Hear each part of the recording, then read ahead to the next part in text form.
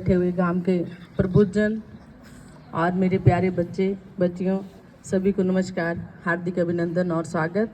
आज पीएम श्री विद्यालय के अंदर जो शपथ ग्रहण कार्यक्रम हुआ और जो चीज़ देखने को मिली है अभी कि निर्वाचन की प्रक्रिया, ये व्यवस्था बेटा कल ही हमने हमारा संविधान दिवस मनाया ना हमने। किसने लिखा था, किसने इसके रूप, हाँ, डॉक्टर बाबा साहब भीमराव अंबेडकर जी ने।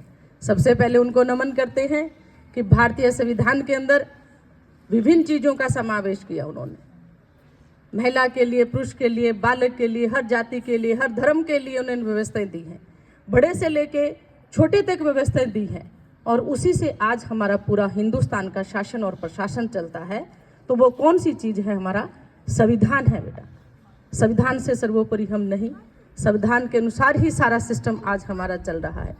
और आज आपने जो सभी आपके कक्षा 6 से लेकर 12वीं तक, जैसे आपके प्रधानाचार्य जी ने बताया है कि निर्वाचन की प्रक्रिया, सबसे पहले आप वोट देते हो बेटा, वो भी व्यवस्था संविधान के अंदर की गई है कि जब आपकी आयु 18 वर्ष हो जाती है तो आप वोट डालने के लायक हो जाते हैं। जब तक आपकी आयु 18 वर्ष नहीं होती आप लोग वोट पोल नहीं कर सकते हैं। तो 18 वर्ष के बाद आप मत का दान करने का अधिकार आपको मिल जाता है, जो भारतीय संविधान आपको देता है। और उसी के तहत ही आपने अपने प्रत्येक कक्षा में से एक सांसद का चुनाव किया होगा। संसद की क्या बेटा योग्यताएं होती हैं, उनकी क्या उम्र होती है, शपथ ग्रहण ये चीज़ अभी आपने देखी। और विभिन्न मंत्रालय जैसे शिक्षा मंत्री का, वित्त मंत्री का, ऊर्जा मंत्री का, सांस्कृतिक मंत्री का, बहुत से आपके मंत्रिमंडल का भी विस्तार हुआ। संसद बेटा जो एक क्षेत्र होता है, हमारा संसदीय क्षेत्र होता है, जैसे हमारा बीकानेर, हमारा लोकसभा क्षेत्र कौन सा लगता है बेटा, बीकानेर। हमारे सांसद कौन है, हाँ, श्रीमान अर्जुन राम मेघवाल जी हैं। और गंगानगर से सांसद कौन है हमारे, कुलदीप जी इंदौरा। तो बेटा एक संसद का जो क्षेत्र आता है, संसदीय क्षेत्र आता है, इसके अंदर हमारे कितनी आती है, 8 विधानसभा आती है। 25 हमारे जैसे कहते हैं ना कि टोटल 200 राजस्थान के अंदर सीटें हैं। 200 में से प्रत्येक 8 विधानसभा पे एक संसद, हमारा जो सांसद है वो चुना जाता है। तो जो विधायक चुनते हैं वो कहाँ बैठते हैं बेटा, विधायक चुन के कहाँ जाते हैं, वो जयपुर बैठते हैं। विधानसभा हमारी कहाँ है बेटा, जयपुर है, जिसमें हमारे मुख्यमंत्री, ये कौन सा है, राज्य स्तर का है। और जब उच्च स्तर पे जाते हैं, संसद चुनते हैं, तो ये कहाँ बैठते हैं बेटा, जो संसद चुन के जाते हैं हमारे संसद क्षेत्रीय संसदीय क्षेत्र से जो सांसद चुन के जाते हैं वो कहाँ बैठते हैं, लोकसभा में बैठते हैं। लोकसभा कहाँ है हमारी, दिल्ली। तो ये चीजें हैं बेटा, जैसे विधायक और एक सांसद है, एक राज्य सरकार, केंद्र सरकार, दोनों के अलग अलग चीजें, जैसे कार्य करने की जो सूचियां अलग अलग बनी हुई है। इसमें राज्य सरकार की अलग शक्तियां हैं कि वो कानून बना सकती हैं, अपनी जनता के हित से संबंधित क्या कार्य कर सकती हैं, वो सर्वोपरि होती हैं। इसी तरह से लोकसभा के अंदर भी विभिन्न प्रकार के कानून बनाए जाते हैं, प्रस्ताव लाए जाते हैं। एक समृद्धि सूची का विषय भी आता है, राज्य सूची होता है, केंद्र सूची के जैसे विषय आगे, समृद्धि सूची के विषय आगे, उन पे राज्य और केंद्र दोनों के भी बना सकते हैं। कहीं विवाद आता है तो उसको केंद्र को महत्व दिया जाता है। तो ये प्रक्रिया बेटा हमारे भारतीय संविधान के अंदर दी हुई है, जो चुनाव की प्रक्रिया। आप लोग स्वतंत्र हो अपना वार्ड मेंबर चुनने के लिए। जो पंचायती राज हमारा 2 अक्टूबर को शुरू हुआ था, नागौर से शुरू हुआ था। तो ये चीजें क्या बेटा, जब वार्ड मेंबर से चुनने की प्रक्रिया से लेकर हमारे प्रधानमंत्री तक हम चुनते हैं, तो उनको कौन चुनता है, जनता चुनती है। जनता सांसद जितने भी जाते हैं, 25 सांसद हमारे राजस्थान के अंदर हैं, सभी जहां से चुन के जाते हैं बेटे। और उसमें से सभी सांसद मिलकर एक अपना नेता चुनता है, जो प्रधानमंत्री बनता है। क्यों गुरु जी, सही कह रही हूँ, सही है, उसमें कोई गलती हो तो भाई बता देना। आपने अभी नए नए प्रधानमंत्री जी और मंत्रिमंडल बनाया है। तो जितने सांसद बेटे जाते हैं वो सर्वसम्मति से अपना एक नेता चुनते हैं, जो प्रधानमंत्री बनता है। और प्रधानमंत्री जी अपने जो सांसद हैं उन्हीं में से कुछ लोगों को चिन्हित करके अपना मंत्रिमंडल का बनाते हैं। और वो मंत्रिमंडल बेटा उनको अलग अलग डिपार्टमेंट दिया जाता है, क्योंकि ये एक तो चैन जुड़ी हुई है। प्रधानमंत्री डायरेक्ट कार्य नहीं कर सकते, उनके एक सलाहकार समिति होती है, विभिन्न जो उनके सांसद होते हैं उनको वो कार्य बांट के दे देते हैं। किसी को कृषि विभाग का है, किसी को ऊर्जा विभाग का है, किसी को शिक्षा के संबंध में है। तो आपके अलग अलग डिपार्टमेंट बांट के सांसदों को दिया जाता है और वो अपना कार्य करते हैं अपने अपने विभागों का, और उसी हिसाब से ये सिस्टम चलता रहता है बेटा। तो ये एक चैन है, एक कड़ी है, एक प्रक्रिया है, हमारे जीवन का हिस्सा है। अभी आप छोटे हो शायद नहीं समझोगे, सीनियर तक के बच्चे हैं, 11th के बच्चे वो चीज़ को बहुत अच्छी तरह से समझते हैं। तो आपने जब चुनाव किया बेटा, वो सेम ही चुनाव की प्रक्रिया जब हमारे विधानसभा के चुनाव होते हैं, सरपंच के चुनाव होते हैं, वार्ड मेंबर के चुनाव होते हैं, आप लोग चुनते हो, पार्षद चुनते हो, अपना चेयरमैन चुनते हो। तो ये चीज़ें किन से चुनी जाती हैं? ये निर्वाचन प्रक्रिया से चुनी जाती है, जो भारतीय संविधान के अंदर अलग से हमारी सारी व्यवस्थाएं हैं। जब चुनाव आता है तो निर्वाचन आयोग चुनाव आयोग बनता है, जो उसमें हमारे जोनल मजिस्ट्रेट बनते हैं, जो हमारे प्रशासनिक अधिकारी होते हैं, एसडीएम होते हैं, तहसीलदार होते हैं, विभिन्न विभागों के होते हैं जो बनते हैं, जो पूरा सिस्टम को देखते हैं, जो बेटा एक आपके जीवन का हिस्सा है। अभी आपने अपने जीवन के अंदर जो चुनकर अपने क्लास में से अपने साथी भेजे हैं और आपने अपना मंत्रिमंडल बनाया है, तो मैं मंत्रिमंडल से और जो प्रधानमंत्री जी हैं इनसे निवेदन करूंगी कि आपका जो विद्यालय है, आपके लिए ये संसद है, और आप इस संसद के अंदर प्रधानमंत्री पूरे मंत्रिमंडल को साथ लेके, चाहे पर्यावरण है, पौधों के रख रखाव का कार्य करेंगे, चाहे शिक्षा से संबंधित आपके हैं कोई समस्या आती है तो आपके शिक्षा मंत्री उस पर ध्यान देंगे कि उसके अंदर अनुशासन की कितनी जरूरत है, कितनी कमी है, वो चीज़ देखेंगे। आपका मंत्रिमंडल किस तरह से काम कर रहा है, विद्यालय के अंदर शिक्षा मंत्री जी हैं वो किस तरह से बच्चों के साथ तालमेल रख के शिक्षा के अंदर क्या कमी है, क्या शिक्षा के अंदर नया जोड़ा जाए, इसके ऊपर भी आप विचार करेंगे। तो मैं हमारे प्रधानमंत्री जी कंचन जी से पूरी आशा और उम्मीद करती हूँ कि अपने मंत्रिमंडल को साथ में लेके आपका जो विद्यालय है इसको संसद मानते हैं अपने, तो अच्छी तरीके से ये काम कराएंगे और इस विद्यालय को आगे लेके जाएंगे। करोगे? सभी साथ दोगे क्या? बिल्कुल प्रधानमंत्री जी का साथ दोगे आप, है? तो ये प्रक्रिया आपने देखी है, समझे हो आप सभी बेटा बड़े। तो ये चीज़ एक चुनाव के हिसाब से चलता है। तो संसद भी बन गया, मंत्रिमंडल भी बन गया और प्रधानमंत्री जी भी बन गए। अब आते हैं हम वास्तविक चीज़ पे बेटा। ये बहुत अच्छी चीज़ है। अभी आपके गुरुजी ने मंच के माध्यम से जो पिलर बताए हैं हमें, उन पिलरों को भी हमें ध्यान में रखना बेटा। शिक्षा के साथ साथ जो व्यवहारिक ज्ञान आपके जीवन के अंदर जो काम आता है उस पर भी हमें ध्यान देना है। अभी महिला सशक्तिकरण की बात आती है बेटा, इसमें क्या चीज़ें हैं, आप अपने आप को परखो, आपके अंदर क्या क्वालिटी है उसको आप परखो। आप किसी से कम नहीं हो, आज आप लड़कों से कम नहीं। मैं इस बच्ची से, गुरुजी आप नहीं थे, मिलके गई थी, इस बच्ची से जब मैंने बहुत सी चीज़ें प्रैक्टिकली पूछी तो इस बच्ची ने बहुत अच्छा जवाब दिया। अभी बेटा आपने देखा होगा आकाश सदन आपने लिखा हुआ है, आर्यभट्ट आपने लिखा हुआ है, मिसाइल मैन के नाम से किसे जानते हैं अपने, पता है आपको ना? उस दिन भी मैं आई थी आपकी लाइब्रेरी के अंदर, गई थी जब मैंने लेबोरेटरी अपने गए थे, पूछा था मैंने कि ये क्या चीज़ें हैं, ये चीज़ें समझनी है। अभी ये चीज़ें आपने देखी बेटा कि वोट डालना हमारा अधिकार है ना, उसी तरह से बेटा आपके नैतिक, आपके मोरल ड्यूटीज भी हैं हमारे, जो देश के प्रति भी रहती है, हमारे तिरंगे के प्रति भी रहती है, हमारे माता पिता के भी प्रति रहती है हमारी।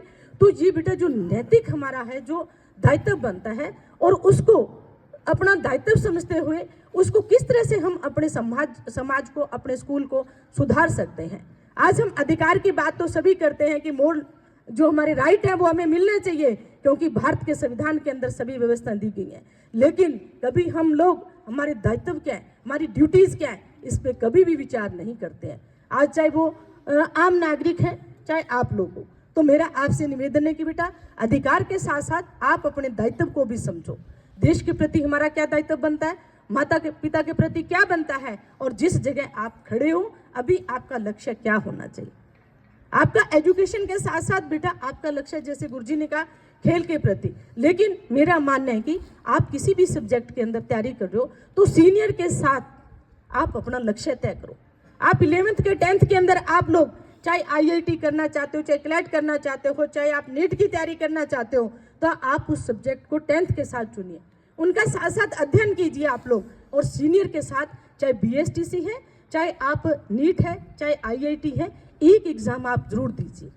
सफल असफलता कोई मायने नहीं रखती बेटा, अगर सफल होते हो तो आपकी मेहनत, लेकिन असफल होते हो तो घबराना नहीं चाहिए, उससे भी बहुत कुछ सीखने को मिलता है। मैंने भी चुनाव लड़े, 3 चुनाव हारी, लेकिन कभी हिम्मत नहीं आ रही थी, लेकिन इस बार जनता ने मान सम्मान दिया और आपके बीच में खड़े, तो कभी एक तो हार नहीं मान। दूसरी बात बेटा, आपके अंदर इतनी क्वालिटी, इतनी अच्छी शक्ति है, उसको पहचान। आज बेटियां बहुत आगे जा रही हैं, और मेरा मानना है कि एक पढ़ी लिखी बेटी होती है, वो 2 घरों का सुधार करती है बेटा।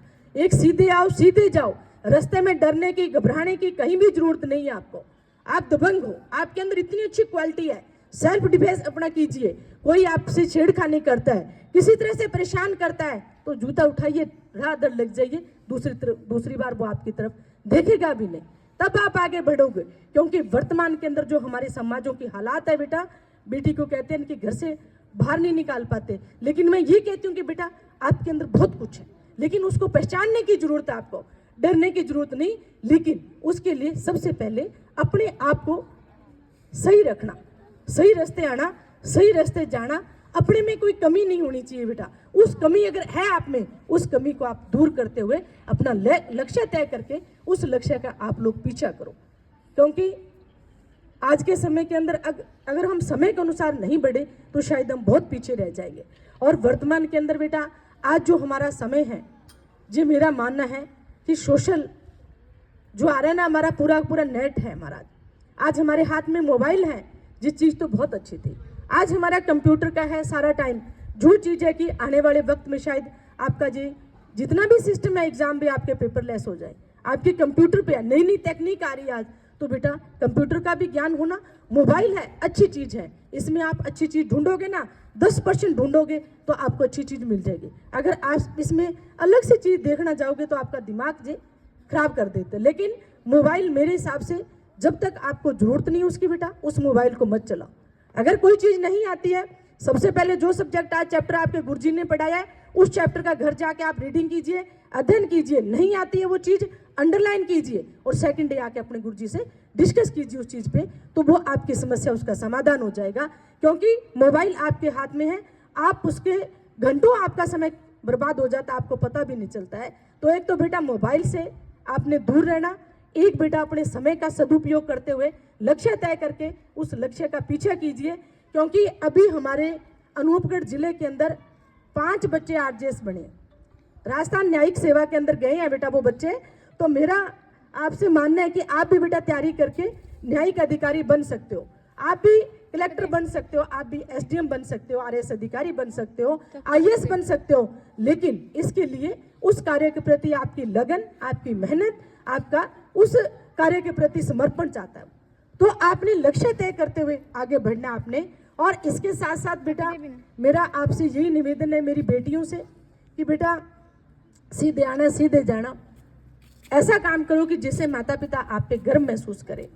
ऐसा कोई काम मत करो जिससे कि माता पिता को समाज में सिर झुकाकर चलना पड़े।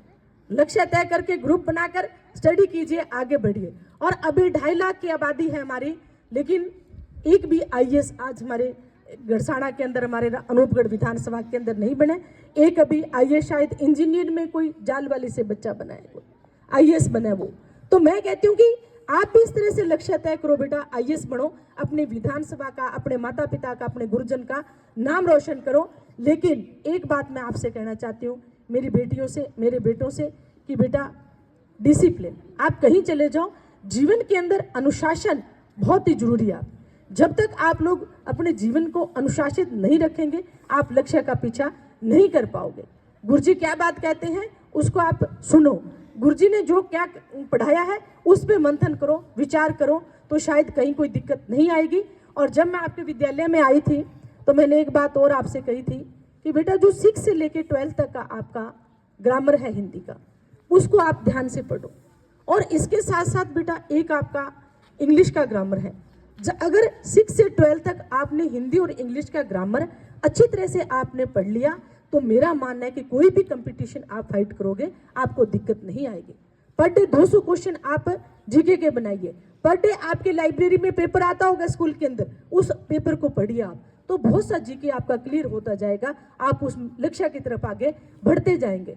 तो मेरा आप सभी से यही निवेदन है, जिस तरह से आपके गुरुजी ने बताया कि बाल संसद का भी आपने देखा बेटा, निर्वाचन प्रक्रिया को भी आपने समझा और इसके साथ साथ अन्य गतिविधियां आपके स्कूल में गुरुजी ने कहा है कि वक्त में होगी, जैसे खेल से संबंधित है कि मानसिक रूप से साथ साथ शारीरिक रूप से स्वस्थ रहने के लिए खेलों की तरफ हमें जरूर ध्यान देना है। और इसके साथ साथ वर्तमान के अंदर जो हमारे क्षेत्र के अंदर नशा है, वो नशा एक दीमक की तरह बेटा आप लोगों को खा रहा है, वो पूरे का पूरा हमारे समाजों को खत्म कर रहा है। 4 से 5 दिन में एक यूथ की मौत हो रही है। तो मेरा यूथ के मेरे भाई बच्चों से जो सीनियर या 10th के बाद के हैं, मेरा आपसे निवेदन है कि इस नशे से आप लोग दूर रहना। कोई भी करे तो आपका साथी करे तो उसको उस नशे से दूर रहने के लिए उसको प्रेरित करना, लेकिन आप उसके जंगल में मत फंसना। अगर आप नशे की तरफ चले गए तो शायद आपका बेटा भविष्य है माता पिता गुरुजन कोई भी मिलकर नहीं संवार सकते हैं। तो मेरा आप सभी से यही निवेदन है, बेटियों से यही निवेदन है कि बेटा कल्पना चावला की तरह बनो। आज हमारे भारत की प्रथम नागरिक राष्ट्रपति महिमा में हमारे राष्ट्रपति द्रौपदी मुर्मू जी की तरह बनो, आप इंदिरा गांधी जी की तरह बनो, जो आयरन लेडी के नाम से जानी जाती थी। किस तरह से देश का उसने शासन किया, कैसे देश को चलाया बेटा। राज्यपाल भी रही हैं, हमारे महिला रही हैं, हमारी शिक्षिका भी महिला रही है, डॉक्टर भी, पायलट भी, अब तो बीएसएफ में भी महिलाएं आगे आने लगी है। तो बेटा अपने आप को स्थापित करो, अपने आप को स्वावलंबी बनाओ, अपने आप को सशक्त करो, मजबूत बनाओ अपने आप को। किसी तरह से डरने और घबराने की जरूरत नहीं है बेटा, और सीधे आओ सीधे जाओ, अपने माता पिता का नाम रोशन करो। और आप लोगों ने, आपके गुरुजन ने, विद्यालय परिवार ने जो बुलाकर मुझे मान और सम्मान दिया, इसके लिए प्रधानाचार्य जी आपको, आपकी पूरी टीम को मैं बहुत बहुत धन्यवाद देती हूँ कि आपके जो कार्यक्रम हैं, आपने बच्चों को जो एक प्रैक्टिकली जो किताब में पढ़ते हैं वो एक अलग चीज़ होती है, लेकिन एक बच्चों को आपने जो निर्वाचन की प्रक्रिया बताई है कि वोटिंग के माध्यम से हम क्या कर सकते हैं और क्या नहीं कर सकते, इस वोट की कीमत क्या है वो आपने पहचाननी, वो ताकत इन बच्चों को आपने सिखाई है, बात बताई है। तो जिस भविष्य में जाके जैसे आपने कहा है कि आने वाले वक्त में कोई बच्चा एमएलए भी हो सकता है, कोई एमपी भी हो सकता है, कोई मंत्री भी बन सकता है, कोई सरपंच बन सकता है, कोई प्रधान बन सकता है, तो बनेगा इन्हीं में से। जब मैं आपकी तरह थी बेटा 8वीं कक्षा में, तो मैंने कभी नहीं सोचा था कि मैं एमएलए बनूंगी। वो ईश्वर ने भविष्य में, हमारे मालिक ने भाग्य में क्या लिखा है किसी को नहीं पता है, लेकिन मेरी तो एक ही सोच है कि जो भी कार्य आपको मिले उस कार्य के प्रति एक तो आपकी नीत सा, दूसरी लगन, और उस कार्य के प्रति अगर आपका समर्पण है तो ईश्वर भी आपका साथ देता है। अगर आप लोग कार्य का पीछा नहीं करोगे, उसके प्रति आपका समर्पण नहीं है, आपकी नीति साफ नहीं है, तो ईश्वर भी कभी आपका साथ नहीं देता है। मैंने बेटा जो आंखों से अंधे हैं वो लोग आईएएस बनते देखे हैं, पैरों से चल नहीं पाते वो लोग हमने आईएएस बनते देखे हैं। तो बेटा आप में क्या कमी है, आप लोग भी बन सकते हो। तो मेरा आप सभी से यही निवेदन है कि बेटा अच्छी तरह से पढ़ो, आगे बढ़ो और अपने गुरुजन माता पिता का नाम रोशन करो। मेरे लायक कोई भी काम हो, मेरी जनता ने मुझे 5 साल का मौका दिया है, तो मेरी प्राथमिकता रहेगी कि मैं 5 साल के अंदर अच्छे से अच्छा कार्य करूं। अगर कार्य करते वक्त मेरे में भी कोई कमी रह जाए तो मेरे गुरुजन बैठे, इनसे मेरा निवेदन है कि गुरुजी मेरी कमी को जरूर बताना आप, ताकि उस कमी को मैं दूर करते हुए आगे गलती ना करूं और अच्छा कार्य करूं। तो मेरी जनता ने 5 साल मुझे दिए, तो पूरी ईमानदारी के साथ, लगन के साथ, जाति धर्म हर चीज़ से ऊपर उठकर मैं कार्य करूंगी। और शिक्षा के क्षेत्र में मैंने लगभग पहले भी विजिट की है आपकी, तो मेरा मानना है कि शिक्षा है तो बहुत कुछ है, शिक्षा नहीं तो कुछ नहीं आपके पास है। तो शिक्षा के माध्यम से हम आगे बढ़ सकते हैं, तो शिक्षा को हथियार बनाएं बेटा, शिक्षा के माध्यम से आगे बढ़े, अपने समाजों का सुधार करो, अपना सुधार करो, ताकि हम आने वाली पीढ़ियों को अच्छा वातावरण दे सकें। और एक गुरुजी अभी क्लाइमेट पे, जैसे आपने कहा इन्वायरमेंट पे, कि वर्तमान के अंदर देखो अभी नवंबर का महीना है लेकिन अभी तक हमने कोई स्वेटर नहीं पहनी है, इतना टेम्परेचर है। तो ये कहीं ना कहीं हमारी भी गलती है, कमी है। तो मेरे बच्चों से कि कोई भी बच्चा है, आपके पेड़ पौधे लगे हुए हैं बेटा, खाली बैठे हो 10 मिनट खेल रहे हो, खेल खेल में प्रत्येक पौधे को आप पानी देखो, इनके एक छोटा सा जो पौधा लगाए इसको पेड़ बनाओ आप, ताकि आने वाली पीढ़ियों के लिए अच्छे पौधे बनकर छान दे सकें, अच्छा वातावरण दे सकें। तो विद्यालय परिवार को, गुरुजन को बहुत बहुत धन्यवाद, सभी ग्रामीण वासियों को कि जिन्होंने बुलाकर मान सम्मान दिया। इन्हीं शब्दों के साथ बहुत बहुत धन्यवाद। जय हिंद, जय भारत।